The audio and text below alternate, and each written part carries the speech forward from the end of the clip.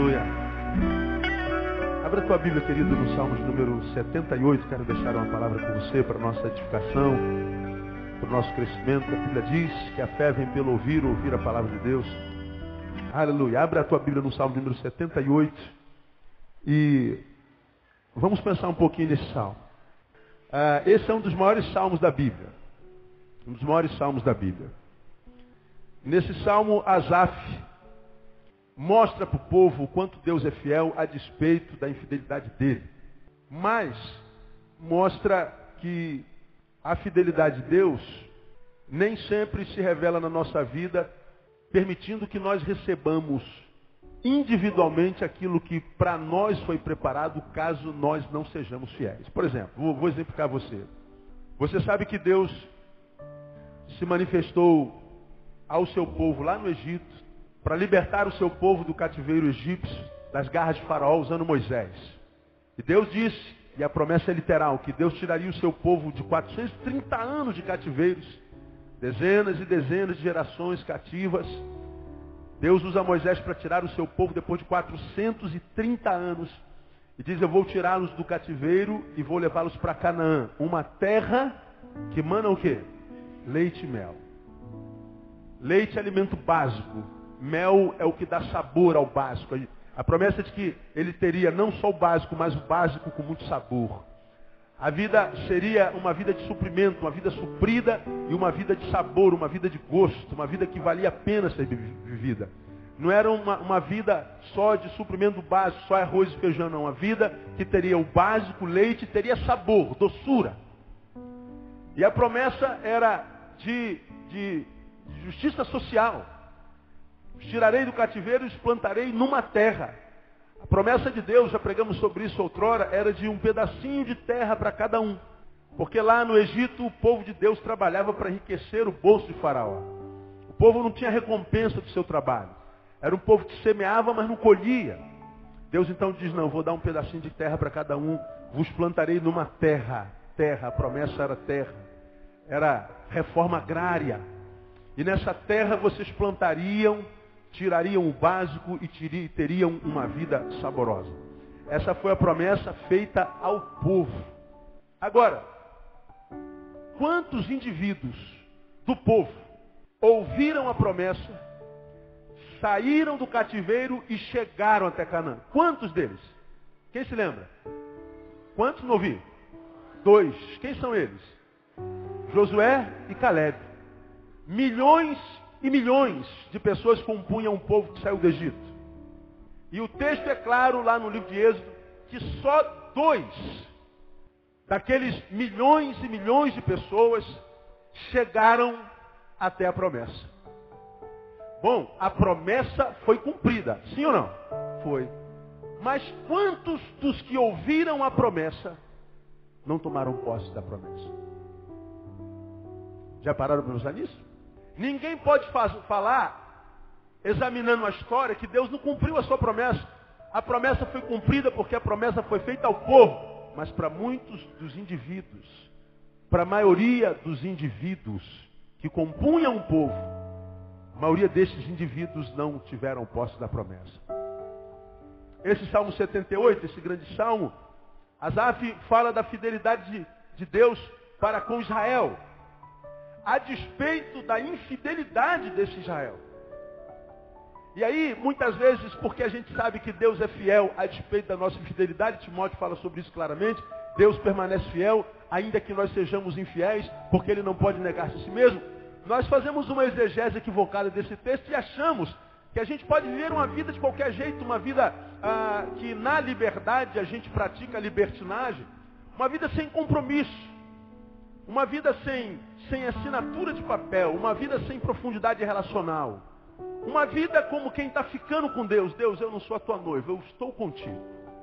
Vamos ficar, porque a moda é ficar. A propósito, quanto tempo você frequenta a igreja e ainda não se batizou? Quanto tempo você frequenta a igreja e ainda não assumiu um compromisso com a igreja de Deus nesse lugar? Quanto tempo você está sentado aí ouvindo, se locupletando, recebendo e Deus te servindo com alegria? E você vai continuar sem assumir um compromisso com Ele, dizendo, não, eu sou da igreja.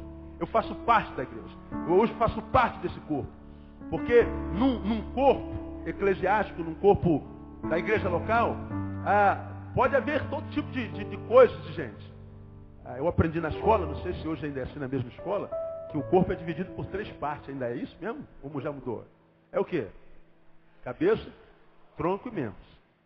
Então a minha cabeça faz parte do corpo, meu tronco faz parte do corpo, meus membros fazem parte do corpo. Então, quando você diz eu sou o corpo, você está dizendo ou eu sou cabeça, ou eu faço parte dos membros, ou eu sou tronco.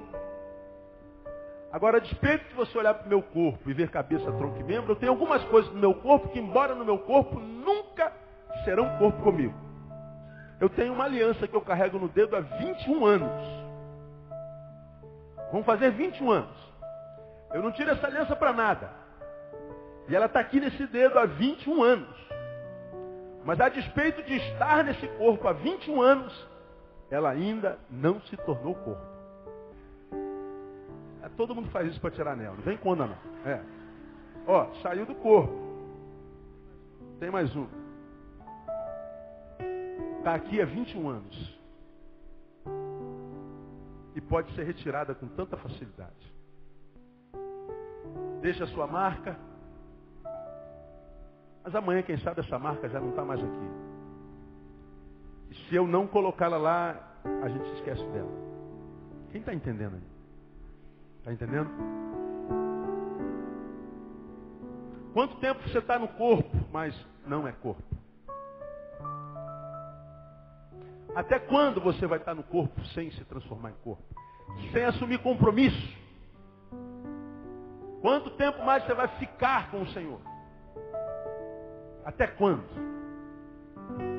Bom, a Bíblia diz, palavra do profeta Isaías, buscai ao Senhor o quê? Enquanto se pode achar, invocai-o enquanto está perto. Há um tempo predeterminado por Deus para cada um de nós achá-lo. E há um tempo que se passa do predeterminado, nós não conseguimos mais achar Deus. Então, esse texto, quando Asaf fala que Deus continua fiel, é salvação de Deus concedeu a Israel, apesar da sua infidelidade, ele fala que Deus é fiel para com o seu povo, mas o fato de Deus ser fiel para conosco enquanto coletividade, enquanto povo, não significa dizer que eu que faço parte desse povo, enquanto indivíduo, vou tomar posse da promessa. E aí, se você me permite, antes da gente ler 78 de Salmo, só para a gente enriquecer essa introdução, vamos a Hebreus capítulo 11, lá no Novo Testamento, só para você ter uma ideia. Nem sempre o fato de termos uma promessa de Deus, de fazermos parte do povo de Deus, é garantia de que a promessa de Deus se cumprirá na nossa vida. Porque a promessa de Deus é feita ao seu povo, e ao seu povo ela sempre será cumprida, mas enquanto indivíduo é possível que em mim ela não se cumpra. Eu vou mostrar para vocês quando é que isso acontece. Lá no capítulo 11, esse capítulo 11 de Hebreus é conhecido como a galeria da fé. Diz lá no versículo 33, uma palavra a respeito aos quais ele se refere até o versículo 32. A respeito desses, ele fala no versículo 33. Os quais, por meio da fé, venceram reinos, praticaram a justiça. Lê comigo a próxima sentença. Até aí, uma vez mais, pode ler para mim de novo? Alcançaram a promessa. De novo. Alcançaram a promessa. Agora, vamos ao versículo 38. 38 faz alusão a respeito daqueles que ele fala do 34 ao 37. E diz assim, dos quais o mundo não era digno, errante pelos desertos e montes e pelas covas e cavernas da terra, e todos estes, embora tendo recebido bom testemunho da fé, contudo, leiam para mim o restante, não alcançaram a promessa. Pode falar para mim de novo? Não alcançaram a promessa. E o primeiro grupo, o que diz o texto? Alcançaram a promessa. E o segundo texto? Não alcançaram a promessa. A promessa fora dirigida para quantos dos dois grupos? Para os dois. Quantos dos grupos alcançaram a promessa? Agora, embora nós já estejamos de posse desse saber, neste caso, Os que não alcançaram a promessa, diz o versículo 40, diz que eles não alcançaram, visto que Deus prover alguma coisa melhor a respeito deles, ou a nosso respeito, para que eles sem nós não fossem aperfeiçoados. Eles não alcançaram a promessa material, mas eles alcançaram a promessa celestial. Bom, eles não tinham uma palavra para saber discernir o que nós estamos discernindo agora. Agora, se nós, de posse da palavra, ouvíssemos Deus assim, olha gente, vocês podem estar aqui no meio do meu povo, a promessa é dirigida a vocês, mas eu quero revelar de antemão o que eu vou fazer. Então eu vou chamar alguns nomes aqui e você vai vir para o meu lado direito e esses que eu vou chamar para o lado direito eu vou liberar a promessa. Mas eu vou chamar outros nomes que eu vou chamar para o meu lado esquerdo e vocês não vão liberar a promessa. A promessa é feita a todos, ama a todos iguais, mas a uns eu vou liberar e a outros não, eu vou antecipar para quem eu vou liberar. Então, para o meu lado direito vem Daniel com a esposa, vem o Luciano, vem o Joel, vem o Leandro, vem a Mark, todo mundo do lado direito vão receber a promessa. Do lado esquerdo vem a Vanessa, vem o Bronson, vem a Carol, vem o Renato, vem o Lenilson, vem a Tatiana, vem Davi com a esposa e aqui do lado esquerdo. Bom, se você estivesse do lado esquerdo e Deus tivesse dito para você, você não vai receber a promessa, como é que você se sentiria? Feliz ou infeliz? Completamente infeliz. Se Deus revela que o Neil não está alocado para receber a promessa, possivelmente a minha relação com ele, a partir daquele dia, não seria mais a mesma. Se Deus falasse para mim, Neil, tudo que você vai ter de mim daqui para frente, é só no campo espiritual, porque no material eu vou tirar tudo. Quero que você saiba, Neil, que eu vou te dar a glória de viver as experiências de Jó. Quem é que recebe essa palavra? Mesmo que nós saibamos como terminou a história de Jó. Terminou em vitória ou em derrota? Em vitória. A Bíblia diz que Deus quadruplicou a riqueza de Jó. Só que Jó perdeu 10 filhos e filhos são insubstituíveis. Com isso eu quero dizer o seguinte, quando nós nos relacionamos com Deus, a gente não quer de Deus só no campo espiritual. A gente quer de Deus no campo material, amém ou não? A gente quer de Deus um marido abençoado, amém, irmãos? Não. A gente quer de Deus uma esposa abençoada, amém ou não, irmãos? A gente quer passar num concurso público com a sabedoria de Deus, sim ou não? A gente, se puder, quer ter uma casinha própria. Quem recebe uma casinha própria aí? A gente recebe paz de espírito. Quem recebe paz de Deus aí, irmão? Sono tranquilo, sem remédio. Quem recebe aí de Deus? Amizades verdadeiras que contribuam para o teu bem-estar. Quem recebe aí, irmão? Cura dos traumas. Quem recebe cura? Salvação dos filhos, dos pais. Deus, nós te amamos e nós sabemos que o céu nos espera, mas a gente não quer ir para o céu. Se um dia você encontrar alguém que fala assim, eu quero muito ir para o céu, é porque ele está muito mal na terra. Ele não está feliz. Então o céu para ele não é um prêmio, é uma fuga do inferno. Ele não está sendo honesto.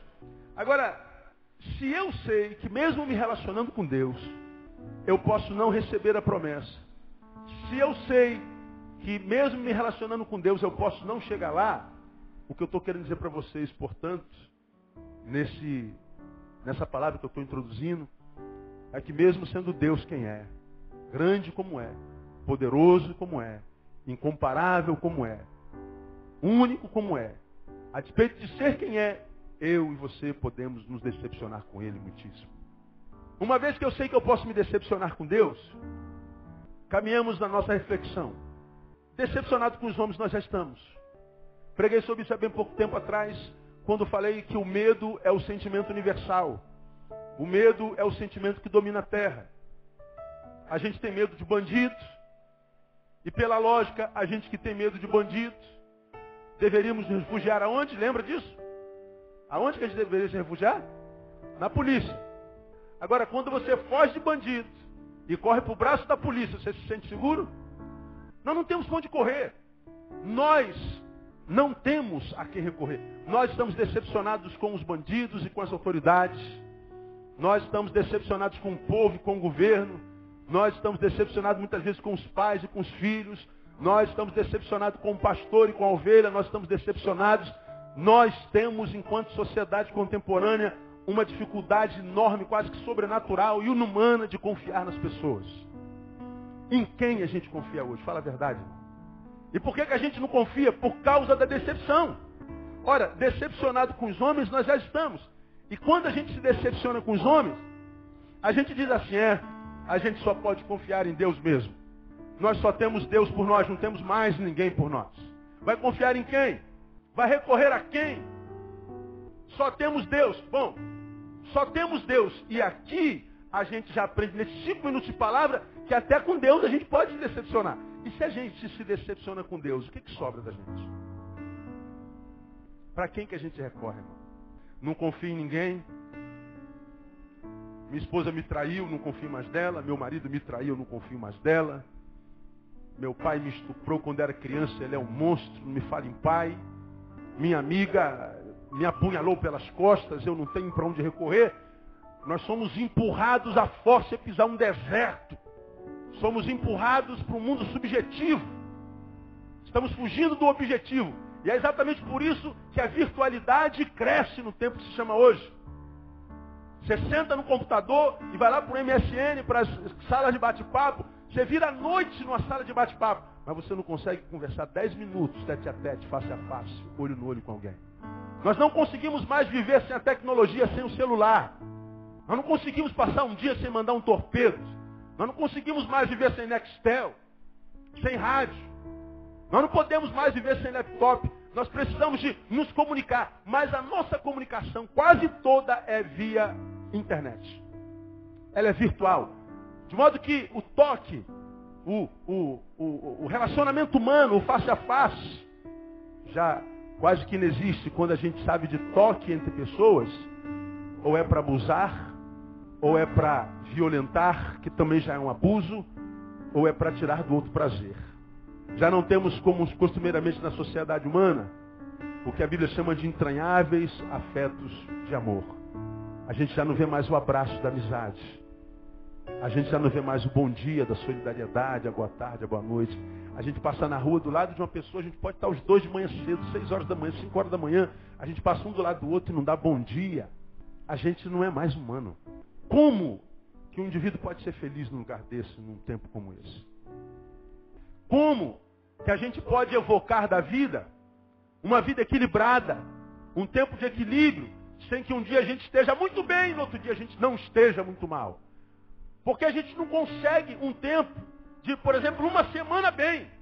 A gente não consegue um período histórico, ainda que curto, de equilíbrio no qual a gente não se desequilibre por alguma razão. Porque nós somos alvos da má notícia, somos alvos da desgraça, somos alvos do que a gente vê acontecendo todo dia. Hoje está lá no jornal, um pai na Colômbia engravidou a filha 14 vezes. Quem, ouvindo notícias como essa, pode passar pela vida são? De modo que com os homens não há mais o que fazer, não tem como crer e nem a quem recorrer. E aí quando eu aprendo que eu me recorro a Deus porque a vida me empurrou para o maldito de um deserto, se é que o deserto é maldito, e nesse deserto eu tenho que conviver com a minha presença, que eu já não gosto porque eu estou em depressão, porque eu tenho que tomar remédio para dormir nesse deserto, porque eu estou desempregado, porque a minha família fracassou, os meus amigos me abandonaram. Eu sou empurrado para um deserto para passar nesse deserto na minha companhia que eu já não gosto. E aí para onde que a gente recorre? Para Deus. Vamos recorrer para Deus. E a gente recorre para Deus e se decepciona. Quando a gente se decepciona com Deus, recorre para onde? Sobra o quê? Não há mais o que fazer. Não há mais o que fazer.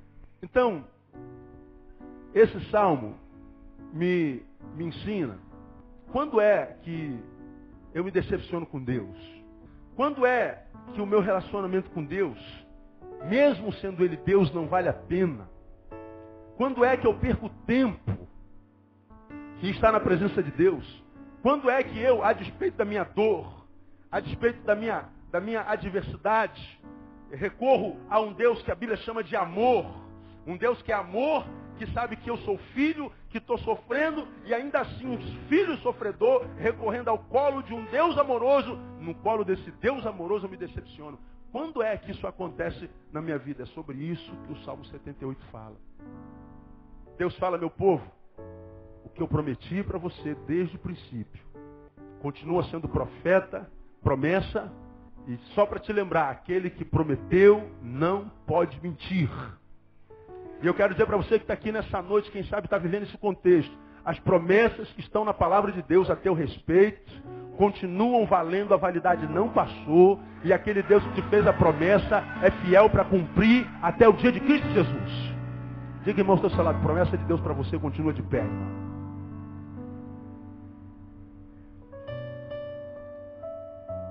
Olha, deixe-me saber, quantos aqui individualmente, irmão, sinceramente, não vem com hipocrisia, tem de Deus uma promessa? Pastor, Deus prometeu para mim. Quem tem uma promessa de Deus aí? Olha, a grande maioria de nós. E sobre essa promessa ninguém pode falar nada, porque foi para você que Deus fez. Quem pode saber qual a promessa de Deus para mim ou para ti? Senão você. Agora, nós aprendemos que individualmente essa promessa pode não se cumprir. Nós podemos nos decepcionar. Quando é que isso acontece na minha vida? Quando é, Neil, que você pode se decepcionar com Deus? Quando é que mesmo se relacionando com Deus do tamanho do teu, único como o teu, você pode se decepcionar? Esse texto me ensina. Lá no versículo 36, a priori diz assim, olha. Todavia, lisonjeavam-no com a boca, mas com a língua, lhe o quê? Mentiam. Eu estou tirando o texto do contexto. Por favor, leia o contexto todo quando chegar em casa, que não dá tempo de ler isso tudo aqui hoje. Uma das acusações que Deus faz através de Asaf é: esse povo infiel me lisonjeava com a boca, mas com a língua lhe mentia. Ora, a minha boca você pode ver. Consegue ver minha boca, sim ou não? Mais um beijão que eu tenho, né? Consegue, né? Agora, consegue ver minha língua? Sim ou não? Não. Boca é o externo, língua é o interno. O que Deus está falando aqui? O meu povo se frustrou, o meu povo se decepcionou, o meu povo ficou pelo caminho, o meu povo não teve a promessa cumprida em alguns dos seus indivíduos por causa dessa desconexão entre o que há dentro e o que há fora. E quando o nosso discurso é destoante da prática, certamente nós não teremos de Deus o que Deus tem prometido para nós. Isso é extremamente claro neste texto. Deus olha para o seu povo e diz, olha, sabe por que muitos ficaram no caminho? E sabe quais foram os que ficaram no caminho?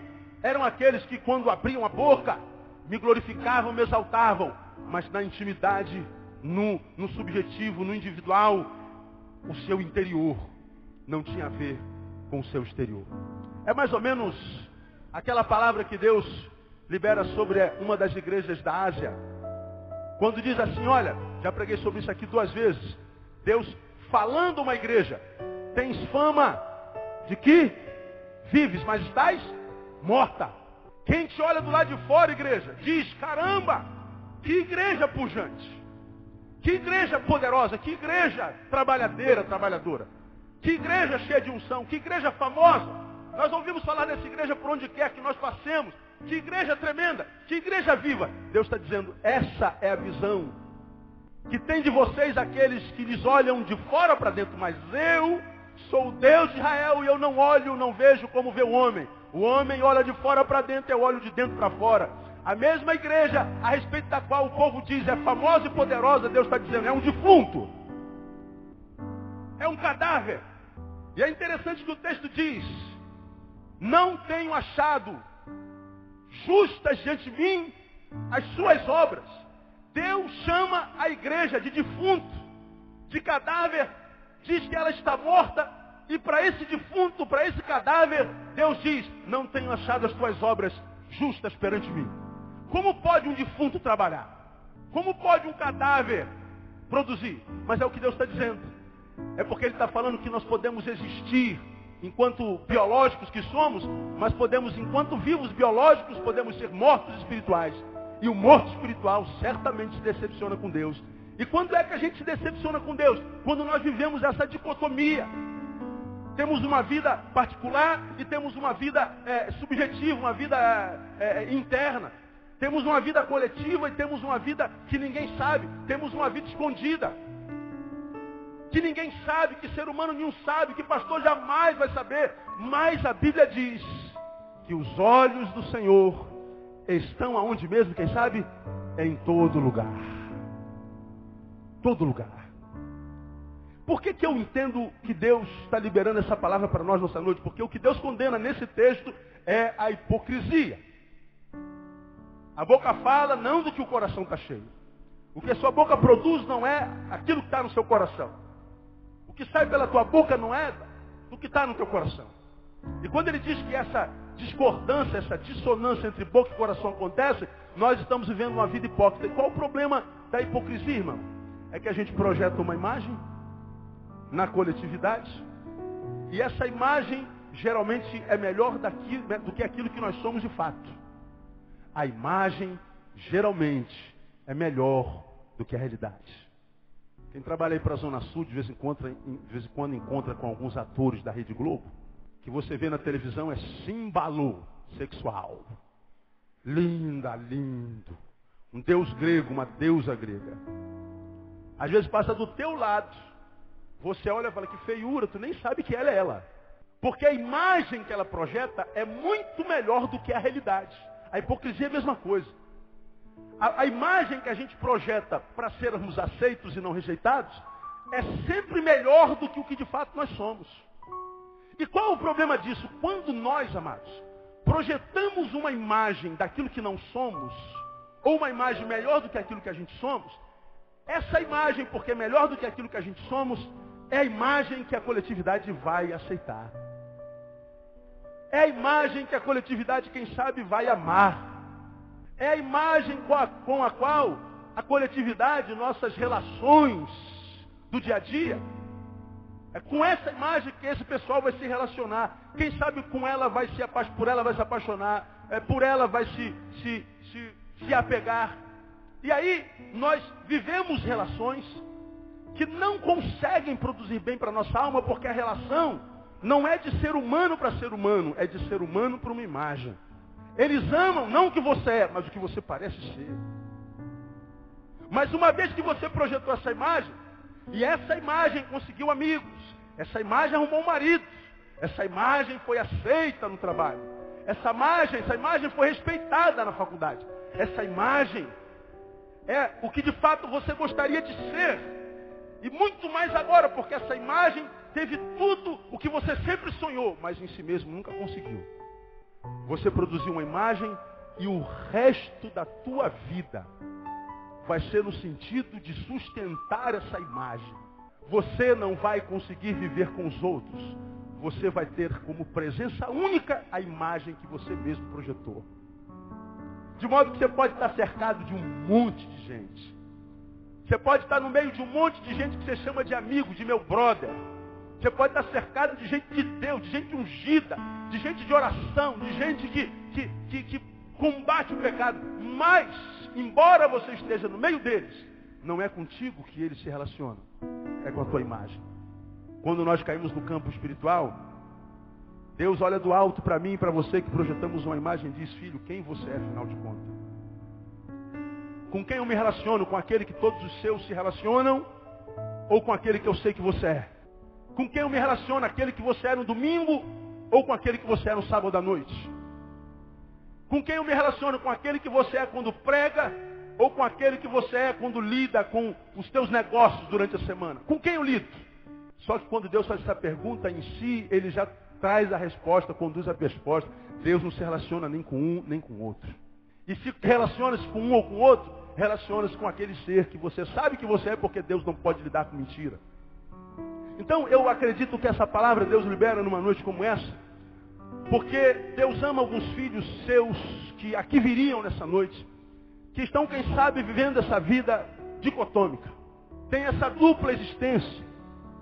E se tem essa dupla existência, não pode ser feliz. E Deus sabe que você está chegando numa instância da tua existência que até com Deus você vai se decepcionar. E eu volto à pergunta original. Se nós, decepcionados com os homens, nos decepcionarmos com Deus, sobrará o quê da gente? Deus está dizendo, filho, volta à verdade. Filho, volta ao primeiro amor. Porque para aquela outra igreja, o Espírito Santo diz, tenho, porém, contra ti, que tu deixastes o teu primeiro amor. Quem está entendendo essa palavra? Pastor, estou entendendo essa palavra. E se essa palavra é para você, irmão, guarda no teu coração, porque eu vejo nessa palavra uma declaração de Deus para você. Estou voltando à essência da adoração, e a essência és tu. A essência és tu, Jesus. Oh, me perdoa pelo que eu fiz dela, quando a essência és tu, a essência és tu, Jesus. Estou voltando à essência da adoração. Você sabe como isso acontece na igreja, irmãos? Ricardo disse uma coisa na administração dele. Se emocionou quando disse isso. Ele se lembrou quando cantou Louvemos ao Senhor, essa canção de Ademar de Campos, tem quase 30 anos, já não tem. E ele cantou um dos primeiros louvores proféticos, foi lá em Bennett, já não é no Bennett há décadas. Hoje é lá no Quitandinho, em Teresópolis. Até hoje existe o louvor profético. E ele diz, emocionado, eu louvo a Deus porque eu cantei essa canção há 20 anos atrás, mas hoje eu consigo louvar a Deus com a mesma alegria, com o mesmo fogo, com o mesmo motivo, mesma motivação. Isso é um privilégio, isso é a bênção da permanência. Agora, por que muitos de nós não conseguem a bênção da permanência a respeito da qual eu ministrei no final do ano passado? É porque no início da nossa jornada, nós somos alcançados pela palavra e nos apaixonamos por Jesus. E apaixonados nós queremos converter até o cachorro da nossa casa. A gente fala de Jesus para o pai, para a mãe, para o irmão, para o vizinho, para o cunhado. E eles acham a gente a pessoa mais chata do mundo. E somos mesmo. Quando o crente se converte, é uma chatice só. Ele não fala sobre mais nada senão sobre Jesus. Ele é um mala gospel. Um mala da graça. Né? E o pessoal não aguenta, porque ele fica chato. E por que a gente fica chato? Porque a gente quer que as pessoas vivam o que nós estamos vivendo. Sintam o que nós estamos sentindo. Percebam a alegria do Senhor que excede a todo entendimento. E aí, a gente vive para agradar a Jesus, mas à medida que a gente vai deixando de ser novo convertido, vai ficando mais ou menos convertido, depois um jovem convertido, um meia-idade convertido, até um velho convertido, a gente vai mudando a nossa motivação. Ao invés de agradar a Jesus, nós vamos passo a passo, inconscientemente, tentando impressionar os nossos irmãos. Nós queremos impressionar o pastor. Nós queremos na eclesiologia, na relação do dia a dia dominical ou na experiência da relação eclesiástica semanal, nós queremos mostrar o quanto agora, depois de tantos anos, nós somos experientes no Evangelho. Nós queremos mostrar o quanto nós sabemos da palavra. Nós queremos mostrar o quanto agora eu prego bem, eu ensino bem, eu toco bem. Nossa motivação mudou. Porque quando bebê, nós queríamos agradar a Jesus. Mas à medida que os anos vão passando, a gente quer agradar os homens. E aí, muitas vezes, nós agradamos os homens, mas desagradamos a Jesus. Porque perdemos a simplicidade. Vivemos uma vida dicotômica. E quando nós vivemos essa vida, certamente, irmãos, mais cedo ou mais tarde, tomara que mais cedo, nós nos decepcionaremos com Deus. E uma vez que nós já estamos completamente decepcionados com os homens, quando nos decepcionarmos com Deus, não há mais esperança, não há a quem recorrer. Não há mais como sonhar com o futuro, teremos de nós confiscado o futuro. Vamos viver dia após dia esperando a morte chegar, sem sonhos. Quando isso acontece? Quando o nosso discurso é distante da prática, quando nós vivemos essa vida que o exterior não tem a ver com o interior, é o que diz a palavra. Segundo, quando é que nós nos decepcionamos com Deus? Está lá no versículo 9. Os filhos de Efraim, armados de arcos, retrocederam no dia da peleja. Ora, no dia da alegria, o que a Bíblia diz que a gente tem que fazer? O que se deve fazer no dia da alegria? Quem sabe? Se alegrar. O que a gente tem que fazer no dia da tristeza? Se entristecer, chorar. No tempo de abraçar, o que a gente tem que fazer? E no tempo de deixar de abraçar? Deixa de abraçar. No tempo de subir, o que a gente tem que fazer? E no tempo de descer? Tem que descer. Não há tempo para todo propósito debaixo do céu, não está escrito lá? Eclesiastes capítulo 7, se eu não me engano. 3. Obrigado. Mais adiante o texto diz, no tempo da prosperidade, regozija-te. No tempo da adversidade, considera. Porque Deus fez tanto um quanto o outro. Quando é que nós nos decepcionamos com Deus? Quando acontece o que aconteceu aqui. Os filhos de Efraim, armados de arcos, retrocederam quando? Leiam para mim, por favor. Quando é que eles retrocederam? No dia da peleja. Ora, no dia da peleja, o que a gente tem que fazer? O que a gente tem que fazer, amado? Pelejar. O que Deus está dizendo aqui? A gente se decepciona com Ele quando o que Ele tem preparado para o nosso dia não é vivido. Quando o plano de Deus imediato não é vivido. Quando nós retrocedemos no tempo de marchar. Quando nós recusamos a alegria quando é tempo de se alegrar. Quando nós insistimos em chorar quando acabou o tempo do choro. Quando nós, por falta de discernimento ou covardia, não entendemos o mover de Deus no dia no qual nós estamos. Diz o texto que esse povo ficou para trás, esse povo decepcionou-se com Deus e Deus com ele, porque no dia da peleja eles retrocederam. E nós precisamos, irmãos, discernir os tempos. Nós precisamos entender o tempo que está diante de nós, diante dos nossos olhos, muitas vezes debaixo dos nossos pés. Preguei sobre isso há bem pouco tempo atrás. A Bíblia é muito clara e diversa e rica. Há um tempo na Bíblia eu falei sobre isso há bem pouco tempo atrás, 2 domingos ou 3. Esse mesmo povo que eu fiz citação no início do culto, eles estavam fugindo de Faraó, saíram do Egito. Faraó se arrependeu, veio com um exército atrás deles. E eles começaram a andar um pouco mais rápido, depararam-se com o mar. Não tinha como atravessar o mar. De um lado tinha cadeias de montanhas, eles estavam no deserto. Diante dele o mar, e não tinha para onde fugir. E eles ouviram a cavalaria poderosa e mortal de Faraó, vindo atrás deles, e o chão, imagino, tremia. E eles temeram ao Senhor. E Moisés então sobe ao monte para falar com Deus. E Deus fala assim: Moisés, por que clamas a mim? Como quem diz, quem te falou que isso é hora de orar? Diga aos filhos de Israel o quê? Que marchem. Aquele tempo era tempo de quê? De marchar. Muitas vezes Deus está dizendo para nós: olha, filho, está na hora de você botar a mão do arado, está na hora de você tomar uma atitude, está na hora de você derrubar aquela parede, está na hora de você ir lá pedir perdão, está na hora de fazer alguma coisa. Mas a gente está no quarto orando. A gente está espiritualizando a coisa. E a gente acha que oração é sempre plano de Deus para nós. Esse texto diz que há momentos em que a oração não funciona, o que funciona é a ação. Quer um exemplo prático disso? O marido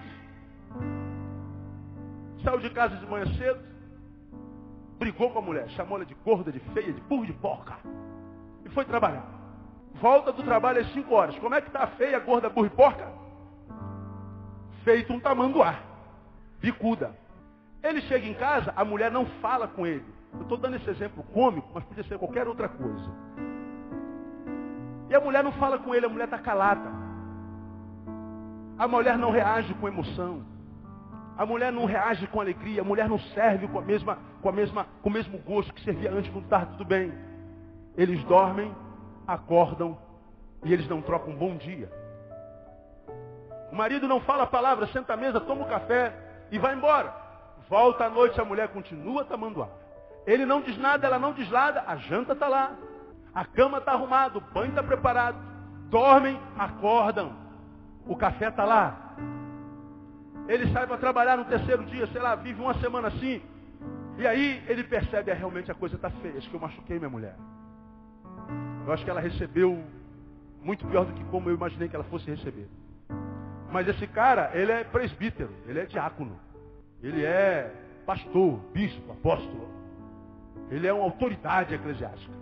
Arrebentou com o coração da mulher e a mulher está com amargura dentro do seu coração. E a Bíblia diz que a amargura priva o homem da graça de Deus. É como se a graça de Deus fosse a chuva. Imagine uma chuva. Está chovendo. O que é a amargura? A amargura é o guarda-chuva. A graça continua caindo ao teu redor, mas a graça não chega até você. As bênçãos de Deus em forma de chuva continuam caindo sobre a terra, mas não alcança você, porque a amargura te privou dessa graça, te privou dessa chuva de bênção. E a mulher está amargurada, de modo que ela não consegue abençoá-lo, não consegue ser com ele mais. E aí, esse cabra espiritualiza a coisa, vai para o quarto e ora: ó Deus, toca no coração da minha mulher, Senhor. Ó Deus, arranca toda a amargura. Essa amargura que o diabo está colocando no coração dela. Deus, Satanás está se aproveitando dessa brecha da minha esposa, que a minha esposa está dando. Ó Deus, não permita que Satanás destrua o meu casamento. Deus, eu me levanto na autoridade do nome de Jesus, aleluia! Para que esta barreira seja quebrada. Essa oração, Deus ouve, irmão.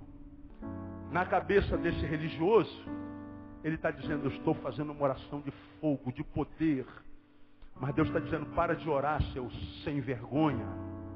E vai lá pedir perdão para tua mulher. Porque se o diabo plantou aquilo no coração dessa mulher, o diabo se chama pelo teu nome. É tempo de marchar. É tempo de pelejar. Você quer ser aprovado no concurso? Ora. Mas ora um pouquinho só. Estuda muito mais. Quer emprego? Ora ao Senhor. Mas acorda bem mais cedo. Tem que agir. Tem que trabalhar. Diga aos filhos de Israel que marchem. É viver o que o tempo em Deus tem preparado para nós naquela hora. Se nós não discernirmos isso, corremos o risco de tentar matar o inimigo do tamanho de um elefante com um mata-mosca. Ou tentaremos matar um mosquito como inimigo com um canhão. E a gente não percebe a vitória se estabelecendo.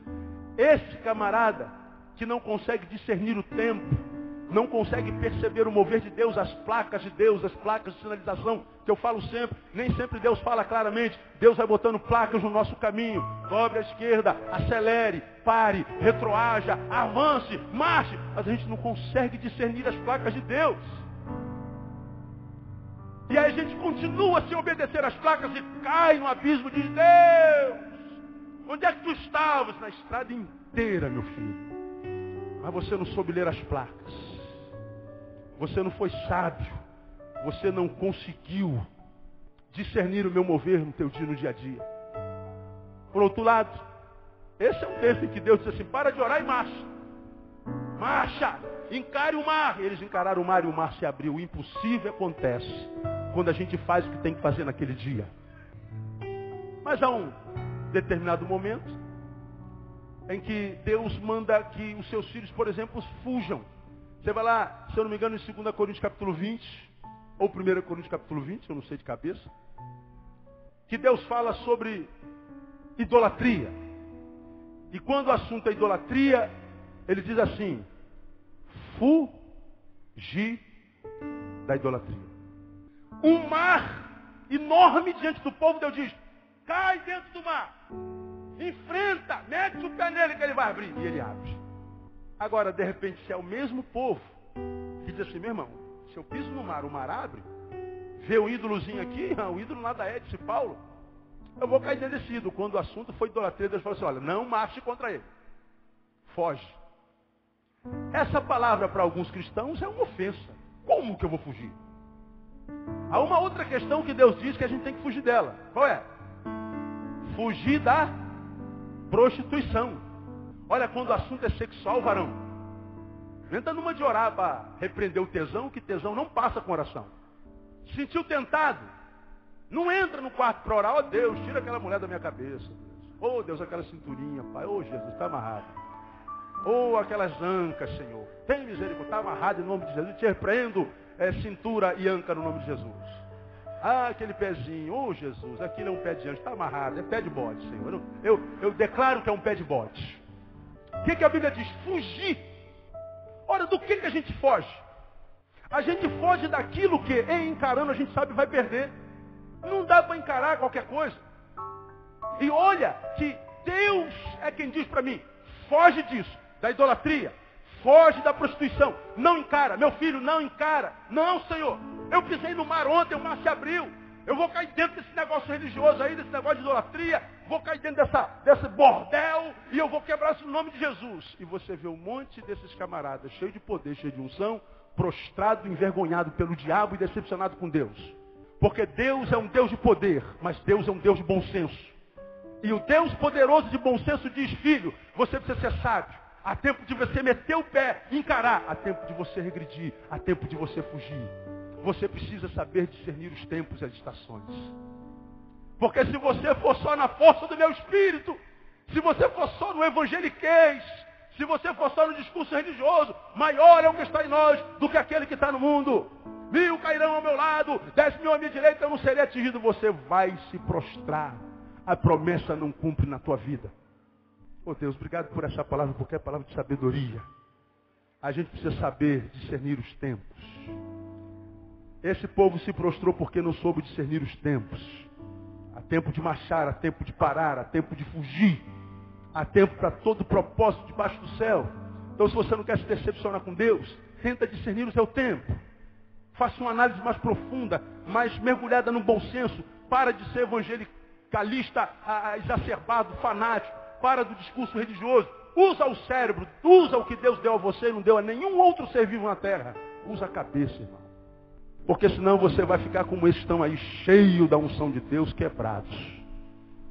Decepcionado com a igreja, com o pastor, com a vida e agora com o próprio Deus. Eu vi um testemunho, eu fiz um casamento ontem e fui o primeiro a chegar na igreja. Meu Deus, quando eu vi aquele igrejão, casamento marcado para 7 horas, cheguei 10 para 7, nem o zelador da igreja estava lá. Eu falei, oh Jesus, me livra da ira, me livra do tudo. Aí eu entrei na igreja, recitando a palavra, tudo é glória, tudo é graça, tudo é graça, tudo é graça. Glória, glória, aleluia. E estou lá, mas dentro só Deus sabe como é que eu estava. Né? O casamento começou 20 para as 9. Glória, glória, aleluia. Tudo é graça. Chega um irmão, que foi o segundo a chegar na igreja, sendo do meu lado. O senhor é o pastor Neil, não é? Eu falei, sou eu. Posso lhe fazer uma pergunta? Quantas quiser, temos tempo.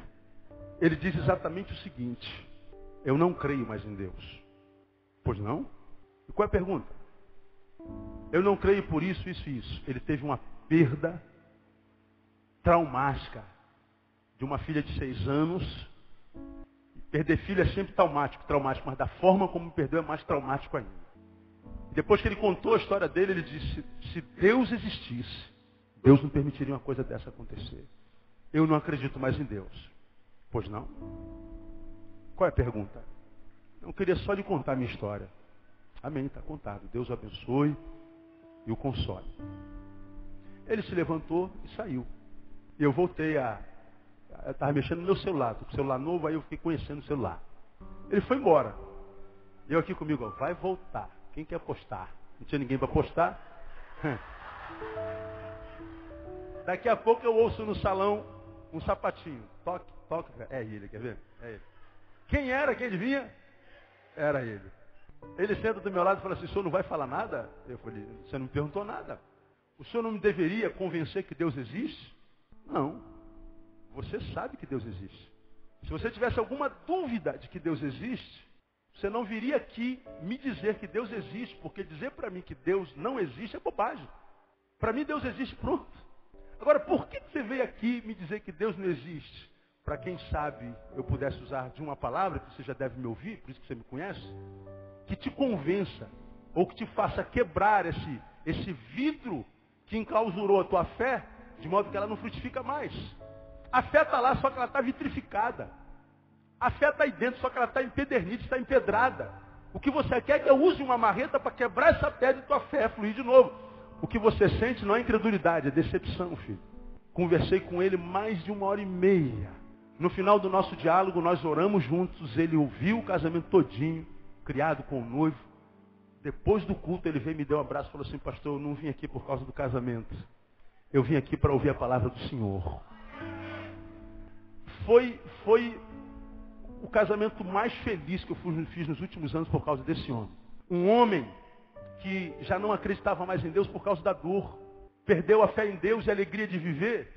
Não só porque perdeu um filho de 6 anos, mas porque além de ter perdido um filho de 6 anos, decepcionou-se com aquele que era o único que podia sustentá-lo numa dor como essa. Viveu vagando como fantasma entre os homens.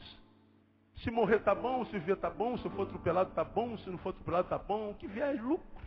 Eu já não sonho, já não tenho mais razão para viver. Eu sou um desgraçado, eu sou um fantasma, perdi minha filha de 6 anos. Eu não tenho mais razão para existir. perdeu o filho de 6 anos e recebe a culpa da esposa que o culpou pela perda do filho. Ele não só perdeu o filho, como perdeu a esposa. E perdeu a fé, decepcionou-se com aquele que era o único que tinha força e poder para sustentar um momento como esse.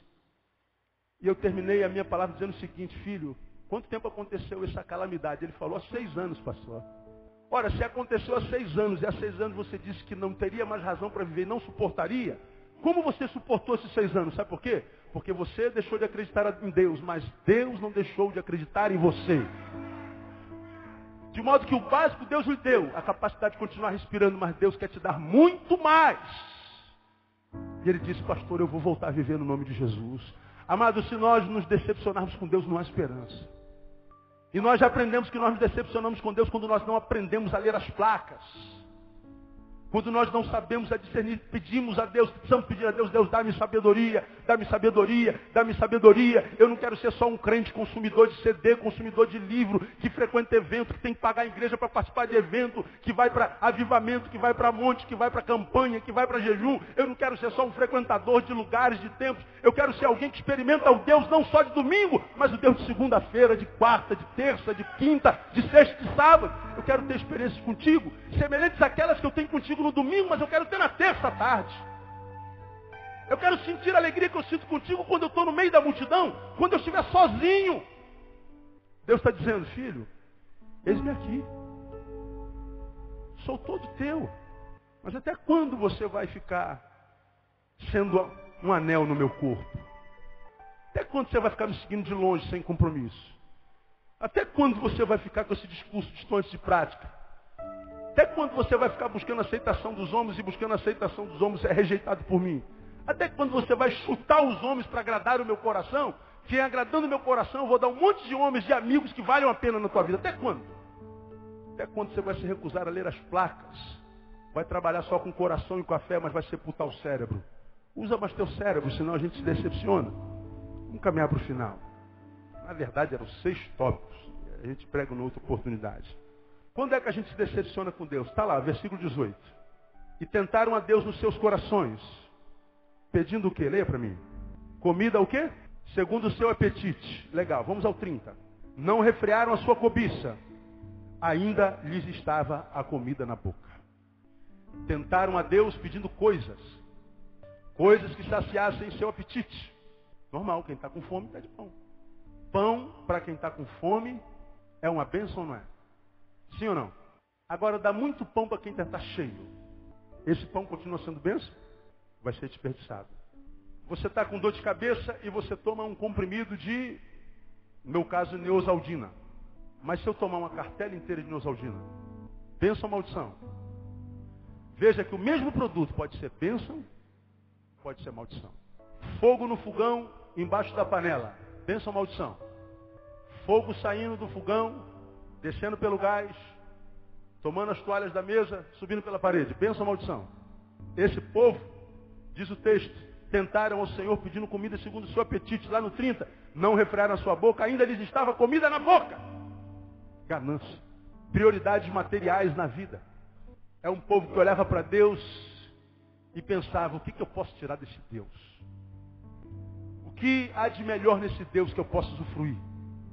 E eles olhavam para Deus e viam um carro. Alguns veem um marido.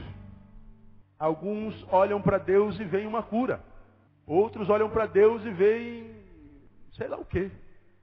E essa era a acusação com a qual Deus acusava geralmente os fariseus, que faziam as orações de pé nas sinagogas e nas esquinas para serem vistos pelos homens. E Deus disse assim: digo-vos que já receberam o quê? O seu galardão. Ora, o que vocês querem? É serem vistos pelos homens? É isso. Então já recebeu o seu galardão. Não me peça mais nada. O que você quer é honra, é glória, é fama? Pois bem, receba. Você já recebeu o seu galardão. É isso que você quer? É o que você acha que o que eu tenho de melhor para ti? Então toma. Agora pensa comigo. Você pede a Deus fama. Suponha, Deus te deu fama. Essa fama é uma bênção, é uma maldição? Se é tudo que você tem. Deus, eu não quero nada, senão só grana. Ah, é grana que você quer? Então essa é a possibilidade de você ganhar. Aí a gente vive o que eu já falei aqui alguns meses atrás. Vivemos num tempo onde há pessoas tão pobres, mas tão pobres, que tudo que elas têm é dinheiro, mais nada. Com o dinheiro dela, ela não consegue comprar o amor do filho. Ela não consegue comprar aquela paixão que a esposa tinha por ele há 20 anos atrás. Ou o amor e a fidelidade que o marido tinha por ela há 15 anos atrás. Com essa dinheirama toda, compra um carro do ano luxuoso. Mas enquanto dirige esse carro para lá, vai ser um infeliz dentro do carro. Como eu costumo dizer, era um infeliz andando a pé, agora é um infeliz andando de carro. Quando nós olhamos para Deus, o que nós vemos em Deus que pode ser a coisa de melhor que a gente pode ter dele? Não é uma coisa. Esse povo olhava para Deus e via um banco. Olhava para Deus e via um supermercado. Olhava para Deus e via um cupido. E aí de manhã eu fiz alusão àquele texto de Moisés, quando Deus diz que vai com ele para a terra que emana leite e mel. E Deus disse assim, vou mandar um anjo meu poderoso. Vou pegar um dos mais poderosos anjos que aqui estão e vou mandar contigo, Moisés, para que te conduza no deserto. Deus disse, pode parar. Deus só me desculpe a violência com a qual falo, desculpe a falta de respeito. Mas não vem com esse negócio de anjo, não. Se tu mesmo, lembra comigo, se tu mesmo não fores comigo, o que ele orou, irmão? Não nos faça subir daqui. Ou o Senhor vai conosco, ou ninguém vai para lugar nenhum, com anjo ou sem anjo. Não quero saber de anjo. O que Moisés está falando? Eu não quero o teu poder, eu quero a tua presença. Eu não quero um anjo poderoso, eu não estou precisando atrás de poder do Senhor, estou atrás da tua presença.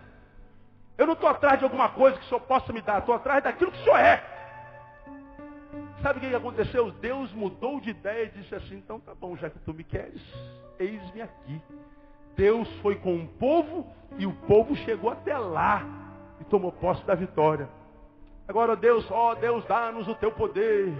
Deus, dá-nos a tua graça. Deus, dá-nos a tua misericórdia. Deus, dá-nos a tua cura. Deus, dá-nos os teus milagres.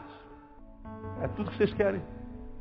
Aí chega aquele irmãozinho lá no cantinho, sabe nem abrir a boca, nem falar. Aquela irmãzinha do coquinho, né, da perna cabeluda. Senta lá no cantinho dela, não estudou nada, é analfabeta. Ela diz assim, Deus, eu só quero a tua presença. Em nome de Jesus, amém. Aquela mulher vai embora, não fez barulho nenhum, não teve reteté nenhum, não teve sapatinho de fogo nenhum, não teve nada. Mas ela vai com a nuvem de glória sobre a vida dela. E aquela mulher, por onde passa, vai passando em vitória, porque ela está de posse não da bênção, mas da fonte de toda a bênção no nome de Jesus. Quais são as tuas prioridades na vida, irmão? Porque se o que você vê em Deus é um mercado, você vai ter arroz, feijão, linguiça, batata. Se você vê em Deus uma casa de câmbio, você vai ter até alguns dólarzinhos. Você vê uma agência de automóvel, vai ter um carro. É isso que você acha que Deus é? Sim, então vai ter um carrinho novo. Agora você acha que isso é o melhor que Deus tem para você? Coisas? Não. Se você pega uma coisa que Deus te dá, você pode ir embora com a coisa de Deus sem Deus. Mas se você pega o Deus da coisa, você leva o Deus com a coisa de tudo. Porque ele diz assim, busca o reino de Deus e a sua justiça em primeiro lugar. Porque todas as outras coisas, o quê? Vos serão acrescentadas. Quantas coisas, irmãos? Todas. Pensa numa coisa que você precisa. Ah, pastor, eu estou precisando de mais disso. Essa coisa está embutida no pacote. Você só precisa levar Deus para sua casa, no teu coração, no nome de Jesus. Quem quer isso, irmão? Aplauda ele bem forte, porque ele é tremendo. Aleluia.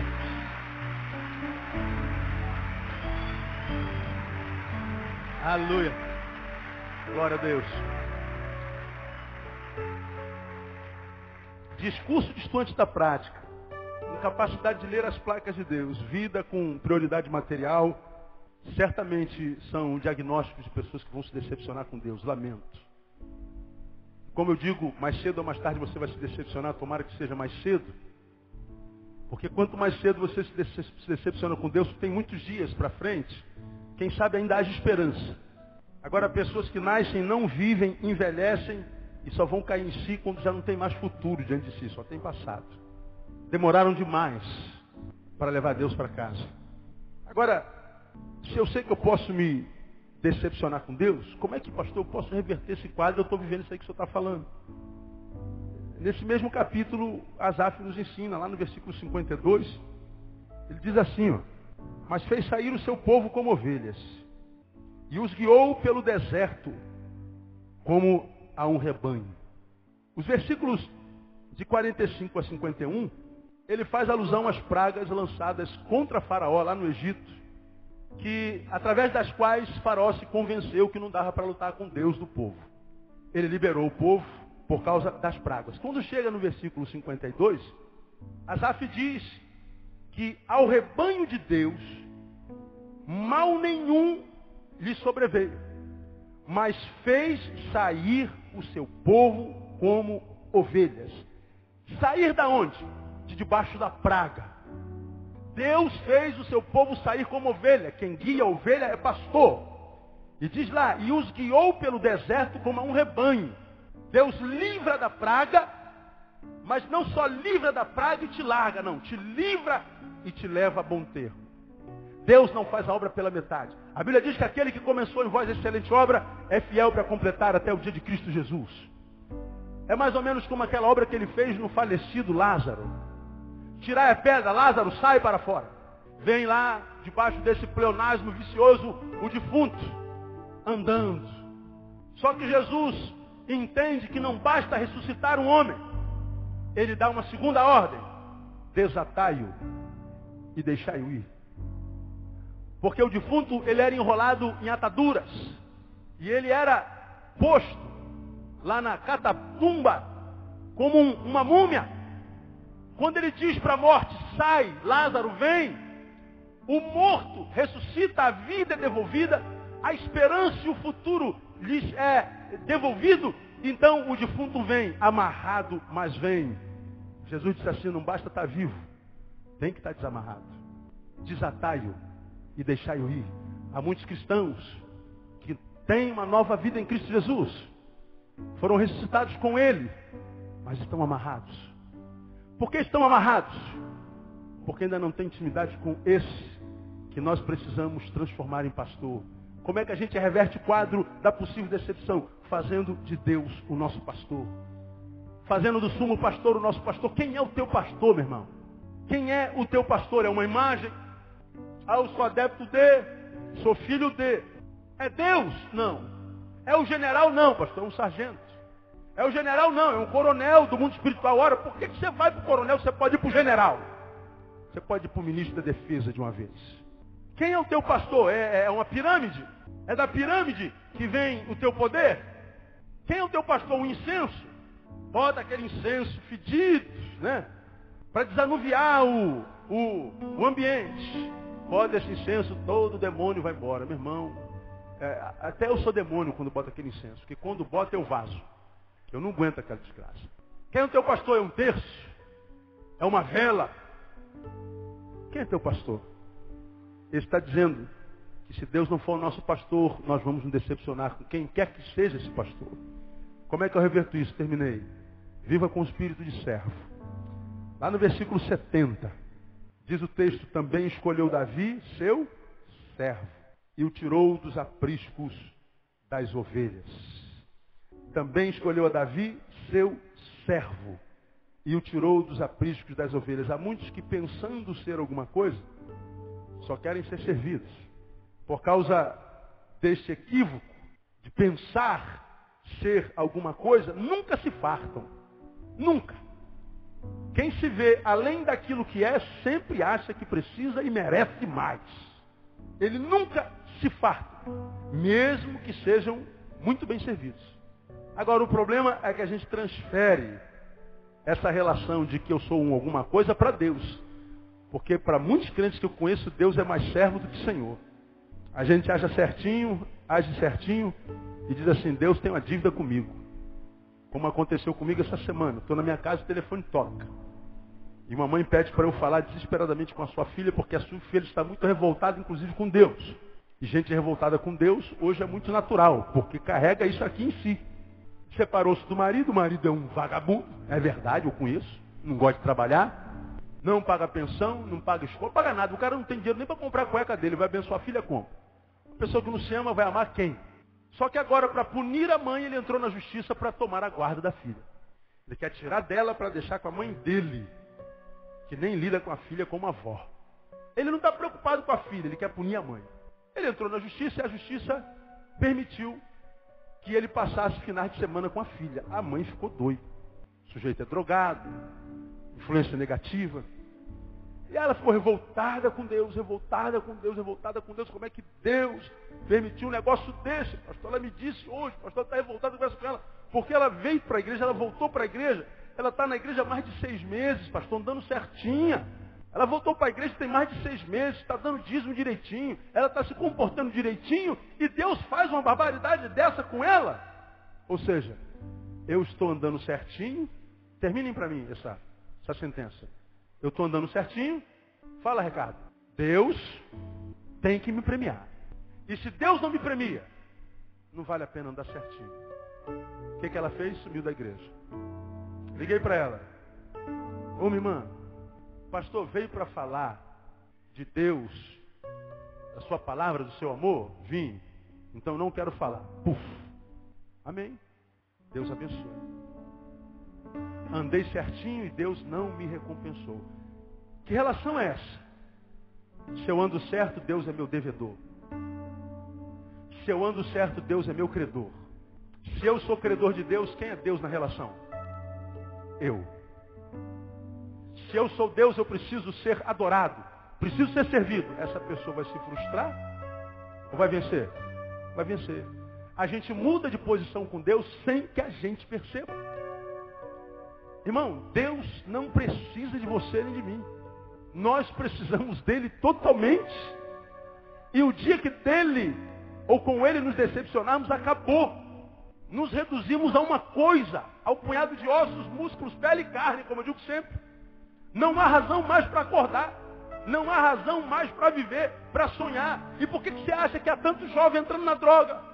Por que você acha que há tantas jovens se prostituindo na esquina? Por que você acha que há essa multidão entrando no crime? Por que você acha que essa multidão se viciando em pedofilia? Por que a desgraça consegue levar com tanta facilidade tanta gente? Pastor, eu já sou um desgraçado. Onde quer que eu vá viver essa desgraça é a mesma coisa. Se eu entro na droga, eu sei que ou eu vou preso ou eu morro. Se eu entro no banditismo, ou eu morro ou eu vou preso. E ser preso é semelhante à morte também. Ora, eu sei que eu vou morrer de uma forma ou de outra, mas ainda assim eu entro. Por quê? Porque eu já sou um preso do lado de fora da vida, a vida não me conhece. É um decepcionado com Deus. Então, amado, eu terminei a minha palavra. E eu vou te dizer como é que eu entendo essa palavra de Deus. Deus está com saudade de alguns de seus filhos aqui nessa noite. É como eu entendo essa palavra. Filho, diga a meu filho que eu estou com saudade dele. E no caminho por onde você tem andado, certamente, você vai se frustrar e vai adoecer sem que haja cura. E antes que você adoeça, sem que haja cura, eu estou te liberando a minha palavra para que você não se decepcione comigo. Mas com essa vida dúbia, com essa sua protelação em deixar de ser anel para ser corpo, essa sua incapacidade de assumir compromisso comigo, com essa visão materialista da vida, que acha que a vida se transforma em vida quando a gente tem alguma coisa, e não quando a gente é alguma coisa no Senhor, e isso vai fazer com que você se decepcione mais cedo ou mais tarde, como eu digo sempre, que seja mais cedo. Então, filho, volta para o aprisco. Me deixa ser seu pastor de novo. E ao invés de tentar e querer ser servido, experimente servir. Ao invés de querer que os outros sejam úteis a você, seja você útil a alguém. Ao invés de me perguntar por que eu não te abençoo, pergunte por que você não abençoa ninguém. E o dia que você começar a abençoar alguém, você vai ver que a bênção nunca mais faltará na sua vida. Porque a dinâmica da bênção aqui nessa igreja você já conhece. A gente vem para a igreja e pede para Deus nos abençoar. Lembra disso? Oh, Deus abençoa teu servo. Para quê, filho, que você quer ser abençoado? Para que todos vejam como os teus filhos são prósperos. Ah, tu quer que todo mundo tenha inveja de você. Deus abençoa tua serva. Faz meu marido parar de beber. Para quê, servo? Você quer a bênção do marido sóbrio? Para ele parar de me bater. Ah, então você está pensando em você, não nele. Então continua apanhando. Você quer ser abençoado para quê? Quer passar no concurso público para quê? Para eu comprar um carro e pegar todas as menininhas. Continua andando fatal. Vocês não estão entendendo a dinâmica da bênção. Aí está lá a velhinha lá, do coquezinho, da perna cabeluda. Deus, abençoa tua serva. Para quê, filho? Para que eu tenha a bênção para abençoar alguém. Ah, você quer bênção para abençoar? É. Ah, você entendeu a dinâmica da bênção. Receba em nome de Jesus. A bênção cai do céu. Uf. O homem não pode receber coisa alguma se não for dada do céu. Tudo cai do céu mesmo. Deus me abençoou. Ora, se Deus me abençoou, a minha condição de vida mudou. Eu agora sou o quê? Abençoado. O que se espera de um abençoado? Que ele abençoe. Ora, a bênção caiu na minha mão, não caiu? Caiu. E se eu sou um abençoado? Ó, abençoei. Amanhã eu volto, Bronson. Deus, eu sou teu servo. Cadê a bênção de ontem, Ney? Já foi, Senhor. Ah, já foi. Eu já abençoei outro. Ah, então receba mais. Puf, caiu a bênção do céu. Pronto, satisfeito para hoje. Sou um abençoado e eu pego, serve lenço? Serve? Passa meu sócio assim no teu corpo que você é curada. Abençoei. Volto amanhã, Deus abençoe teu servo. Cadê a bênção de ontem, meu filho? Já foi. Então receba mais. Amanhã eu peço mais, eu recebo mais. Sabe por que eu recebo mais? Não é porque eu mereço. É porque eu compartilho. De um abençoado se espere que ele abençoe, não que ele vá para a igreja. Eu vou para a igreja todo dia. E daí? Você faz isso há 40 anos, você é um desgraçado até hoje, não é? Faz isso há 30 anos e é um líder na tua denominação. Até a tua denominação está falindo, não está? Agora me diga qual foi a última pessoa que você abençoou. Ora, se você não abençoa ninguém, diz do Senhor, como que você quer que eu te abençoe? Agora, se você se predispuser a ser uma bênção, você vai ter muitas bênçãos. Porque a dinâmica da bênção é: se eu tenho para compartilhar. E se eu não compartilho, a bênção não vem. Se não for assim, meu irmão, para de frequentar a igreja, deixa de ser bobo, vai para o Maracanã. Para de ser bobo, vim para a igreja domingo de manhã, vai para a praia. Para de jogar dinheiro fora na igreja, compra um carro melhor. Vai jantar fora com a tua amante. Se não for para viver uma vida de verdade na presença de Deus, para de ser bobo. Vá curtir o mundo. E morra de uma vez. Agora, se quer aproveitar de Deus o que Deus tem para aqueles que o amam, você precisa mais do que tirar de Deus, ser para Deus e andar na presença desse Deus. Porque eu vou dizer uma coisa para você. Isso que a gente está vivendo é só o princípio de dores. Se você acredita que dias melhores virão, leia 2 Timóteo capítulo 3.